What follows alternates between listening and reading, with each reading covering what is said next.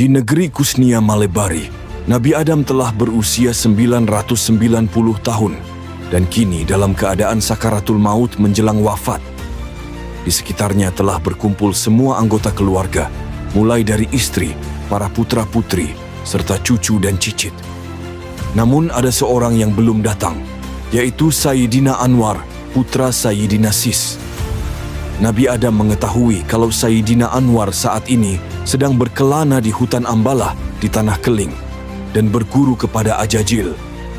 Tidak lama kemudian Sayyidina Anwar datang dan menyampaikan rasa prihatin atas keadaan sang kakek. Sayyidina Sis bertanya, apakah benar putranya itu telah berguru kepada Ajajil di hutan Ambalah? Jika memang benar, ia melarang keras Sayyidina Anwar berhubungan lagi dengan Ajajil karena dulu telah dikeluarkan dari taman surga oleh Tuhan yang Maha Kuasa atas kesombongannya yang menolak memberikan penghormatan kepada Nabi Adam. Sayyidina Anwar mengakui dirinya memang telah berkelana sampai ke hutan Ambalah di Tanah Keling dan berguru kepada seorang pertapa tua. Pertapa tua itu telah mengajarinya berbagai macam ilmu kesaktian, antara lain kemampuan terbang, menghilang, amblas bumi, menyelam di air, serta berubah wujud.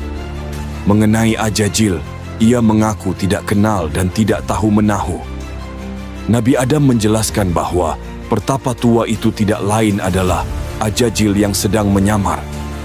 Ia berwasiat agar Sayyidina Anwar tidak lagi berhubungan dengannya dan supaya kembali ke agama yang benar. Tidak lama kemudian muncul dua malaikat yang diutus Tuhan untuk datang ke Kusnia Malebari.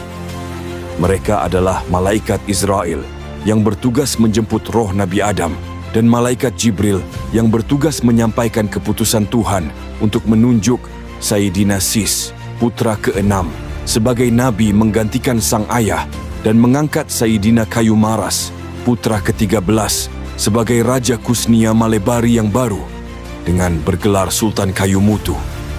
Demikianlah Nabi Adam pun meninggal dunia. Para anggota keluarga serentak memanjatkan doa mengantarkan kepergian rohnya. 40 hari setelah meninggalnya Nabi Adam, terjadi percakapan antara dua orang putra Nabi Sis, yaitu Sayyidina Anwas dan Sayyidina Anwar mengenai rahasia kehidupan. Menurut Sayyidina Anwas, agama Nabi Adam adalah agama yang paling benar dan harus diikuti tanpa penolakan. Semua kitab peninggalan sang kakek bisa dijadikan petunjuk untuk menjalani kehidupan yang benar, karena isi kitab tersebut berasal dari apa yang diajarkan Tuhan yang Maha Kuasa kepada Nabi Adam. Maka, mencari agama lain adalah suatu perbuatan sia-sia belaka. Sayyidina Anwar tidak setuju. Menurutnya, ilmu Tuhan itu sangat luas tak terbatas dan tidak bisa ditampung hanya dalam kitab-kitab saja. Untuk mempelajari rahasia kehidupan, maka harus mempelajari pula bagaimana alam bekerja. Alam memiliki hukum sebab akibat yang berjalan sesuai ketentuan Tuhan. Apalagi melihat Nabi Adam ternyata meninggal dunia dalam usia 990 tahun, membuat Sayyidina Anwar merasa sangat kecewa. Ia berpendapat, jika memang agama yang diajarkan Nabi Adam itu benar, harusnya dapat menghindarkannya dari kematian, seperti kaum malaikat yang hidup abadi. Sayyidina Anwas tidak setuju, karena makhluk bernama manusia dan malaikat jelas berbeda secara penciptaan. Manusia berasal dari saripati tanah dan harus kembali menjadi tanah. Namun Sayyidina Anwar tetap bersikeras bahwa manusia bisa mencapai kehidupan abadi seperti malaikat jika mau berusaha. Setelah membulatkan tekad, ia pun memutuskan untuk pergi berkelana lagi demi mendapatkan kehidupan abadi tersebut. Sayyidina Anwas berusaha menghalangi niat adiknya itu. Terpaksa ia menggunakan kekerasan supaya sang adik menghentikan langkah. Kedua bersaudara itu lalu terlibat pertarungan seru. Karena Sayyidina Anwar jauh lebih sakti, maka ia pun dapat meloloskan diri. Sayyidina Anwas sangat sedih, bercampur malu. Ia bersumpah meskipun ilmu kesaktian adiknya lebih tinggi, namun kelak akan ada keturunannya yang bisa mengalahkan keturunan Sayyidina Anwar. Perjalanan Sayyidina Anwar telah sampai di perbatasan Kusnia Malebari Sayyidina Anwar bertemu Ajajil yang memperkenalkan diri sebagai kakeknya dari pihak ibu. Ajajil juga menceritakan bahwa dirinya dulu menyamar sebagai pertapa tua yang telah mengajarkan segala macam ilmu kesaktian sewaktu Sayyidina Anwar bertapa di hutan Ambalah di Tanah Keling. Sayyidina Anwar berkata ingin bisa hidup abadi seperti kaum malaikat. Ajajil berjanji akan membimbing cucunya itu dalam mewujudkan cita-citanya. Sayyidina Anwar sangat gembira dan bersedia mematuhi segala nasihatnya.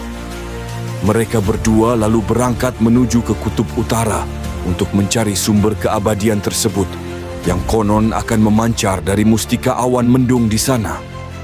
Ajajil dan Sayyidina Anwar akhirnya sampai di Tanah Lulmat yang terletak di balik Kutub Utara. Di sana Sayyidina Anwar kemudian bertapa memohon kemurahan Allah. Setelah sekian lama bertapa melawan hawa dingin, datanglah sekumpulan awan mendung yang berasal dari lautan rahmat. Dari awan mendung tersebut memancar keluar air keabadian yang disebut Tirta Marta Kamandanu. Atas nasihat Ajajil, Sayyidina Anwar segera mandi dan meminum air keabadian tersebut. Setelah itu ia pun berniat menampung air yang masih terus memancar agar kelak bisa diminum anak cucunya.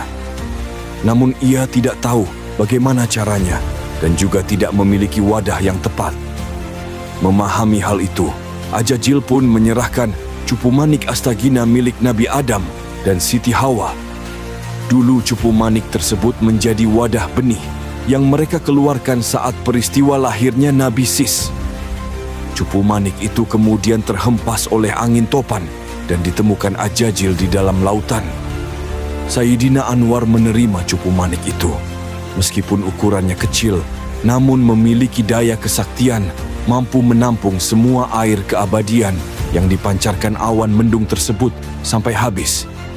Setelah dirasa cukup, keduanya lalu pergi meninggalkan Tanah Lulmat. Sesampainya di luar Kutub Utara, malaikat Ajajil pamit pergi meninggalkan Sayyidina Anwar, yang kemudian melanjutkan perjalanan pulang sendiri.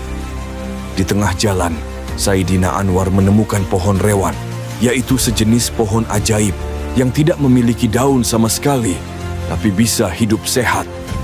Suara hatinya berkata bahwa akar pohon gundul tersebut bernama Oyod Mimang, merupakan pusaka yang sangat ampuh.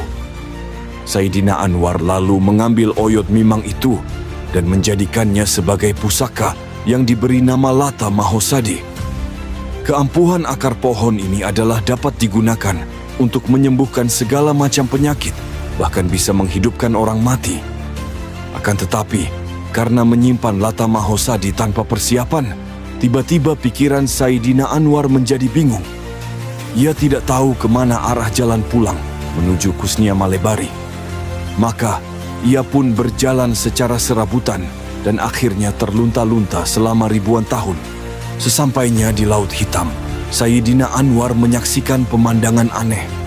Ia melihat dua orang manusia tergantung-gantung di angkasa di atas laut. Sayyidina Anwar bertanya, dan kedua orang itu mengaku bernama Malaikat Harut dan Malaikat Marut, yang sedang menjalani hukuman dengan tergantung-gantung di atas Laut Hitam. Kedua malaikat itu lalu mengajarinya berbagai macam ilmu pengetahuan, seperti ilmu perbintangan, ilmu bumi, ilmu kebijaksanaan, serta ilmu berbicara dengan berbagai jenis makhluk hidup. Sayyidina Anwar sangat bersyukur. Ia merasa tidak perlu lagi kembali ke negeri Kusnia Malebari karena semua anggota keluarga yang dikenalnya pasti sudah meninggal dunia. Maka, ia lantas menanyakan di mana letak surga dan neraka karena ingin melihat bagaimana keadaan di dalam sana. Kedua malaikat berbohong dengan mengatakan bahwa surga dan neraka terletak di hulu Sungai Nil. Sayyidina Anwar mengikuti petunjuk kedua malaikat gurunya. Ia pun mendatangi Sungai Nil. Dalam perjalanannya itu ia bertemu paman dan bibinya yang bernama Sayyidina Lata dan Siti Ujwa, putra-putri Nabi Adam dan Siti Hawa nomor 15. Sayyidina Anwar sangat terkejut melihat paman dan bibinya itu masih hidup. Ternyata mereka berdua dulu kabur dari Kusnia Malebari karena tidak bersedia dinikahkan dengan saudara yang lain, sebagaimana yang pernah dikeluhkan Sayyidina Qabil. Mereka juga tidak mengikuti agama Nabi Adam dan memilih mencari jalan kehidupan sendiri, sehingga akhirnya menemukan cara agar bisa tetap awet muda. Sayyidina Anwar kemudian berguru kepada paman dan bibinya tersebut, dan ia memperoleh ilmu pengetahuan tentang bagaimana cara melihat masa depan. Setelah dirasa cukup, Sayyidina Anwar lalu melanjutkan perjalanan menuju hulu Sungai Nil.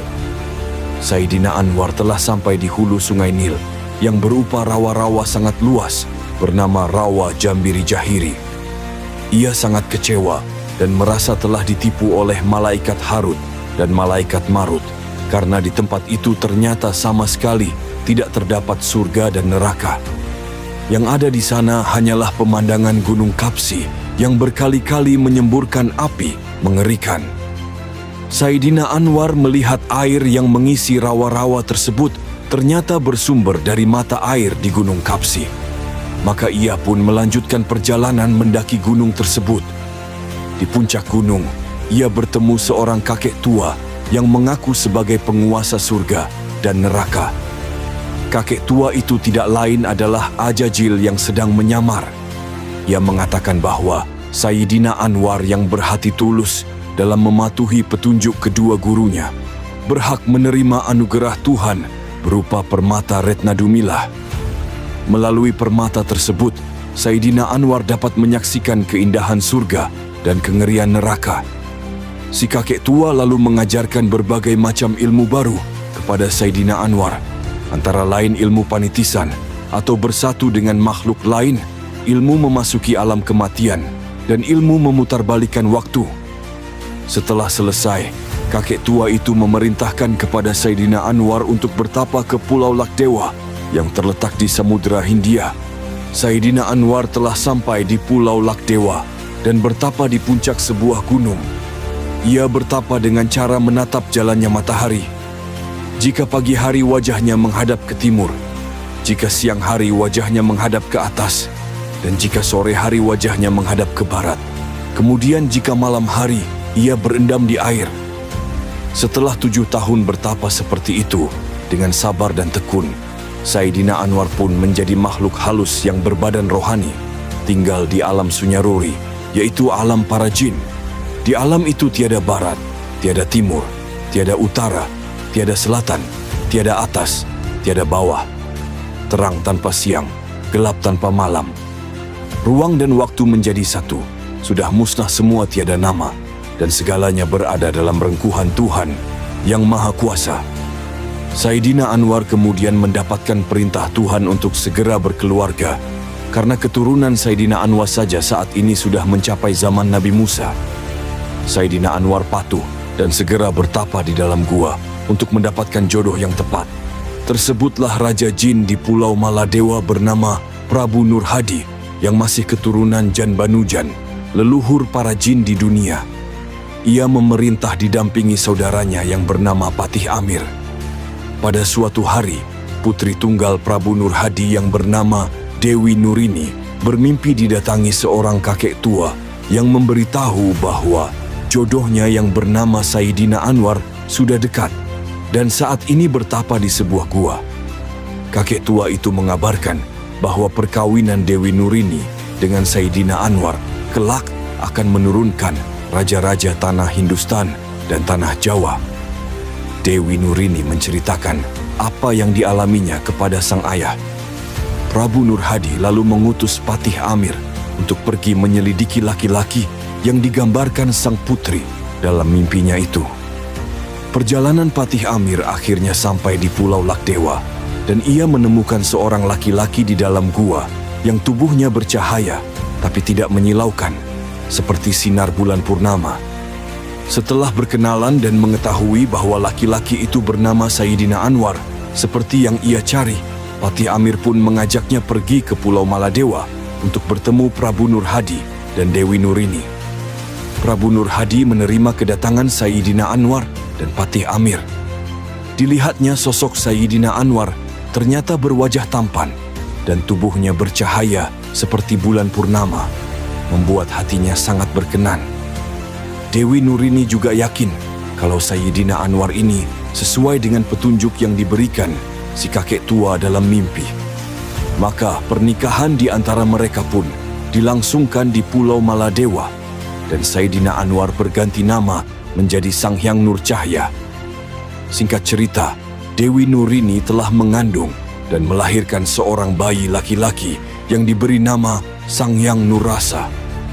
Prabu Nur Hadi merasa sudah tiba saatnya untuk mengundurkan diri dari takhta kerajaan Maladewa dan menyerahkannya kepada sang menantu.